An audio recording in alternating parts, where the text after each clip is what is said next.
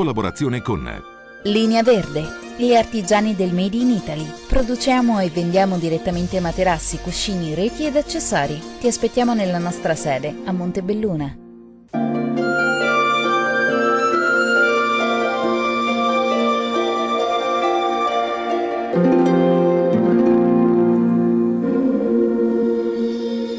Ben ritrovati all'oroscopo di Antenna 3. Ariete, piccoli cambiamenti coinvolgono il vostro segno, ma serenità, buon gusto e un'invidiabile diplomazia vi contraddistingue. Toro, momenti di malinconia per una storia troncata a metà, un successo che non avete avuto il coraggio di acchiappare. Gemelli, nuove opportunità si affacciano all'orizzonte, dunque attivate le antenne e sfoderate la vostra creatività, che ne avete tanta se volete tirarla fuori. Cancro, se un amore segreto bolle in pentola, è arrivato il momento di decidere come tenere il piede, perché tenuto così in due scarpe e poi alla fine vi fa sentire solo in colpa, no? Leone, giornate dolci per le coppie in fase iniziale, un po' meno per quelle datate, ma è così un po' per tutti.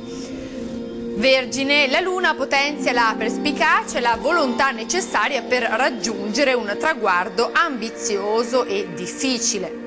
Bilancia, tranquillo il lavoro con guadagni non proprio esaltanti ma sicuri, occhio più che altro alle manine bucate.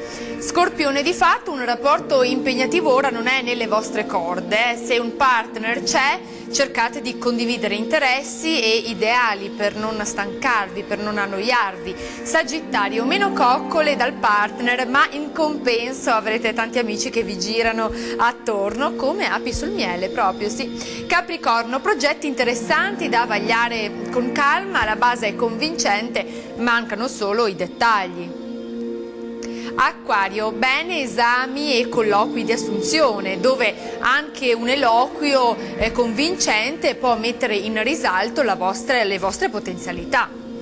Pesci, grande studio e lavoro, più ancora se trattati questi aspetti con l'estero, addirittura avrete proposte di trasferimento da vagliare. Dall'oroscopo è tutto, arrivederci. in collaborazione con Linea Verde, gli artigiani del Made in Italy. Produciamo e vendiamo direttamente materassi, cuscini, reti ed accessori. Ti aspettiamo nella nostra sede a Montebelluna.